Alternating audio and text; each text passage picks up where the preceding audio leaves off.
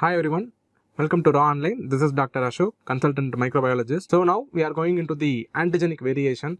So whenever we are going to talk about an myxovirus, that to influenza virus, we should know something called antigenic drift and antigenic shift. So antigenic shift is the one which is going to be seen predominantly in influenza A, and which happens due to the presence of genetic reassortment. There is going to be the reassortment of the genetic elements which is going to be present inside. There is going to be a reassortment. Due to this reassortment, there is going to be a shift in the antigenic nature. So that is called as the antigenic shift, which is seen due to antigenic reassortment, and it's going to happen once every 10 to 20 years, and which is the common cause of occurrence of pandemic and major epidemic.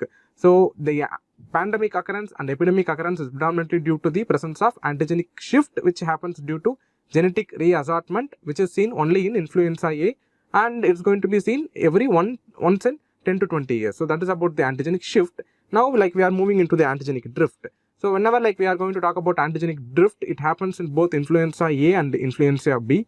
And this particular thing is going to happen due to the presence of point mutation, which is going to happen within the particular gene, and it's going to happen every 2 to 3 years.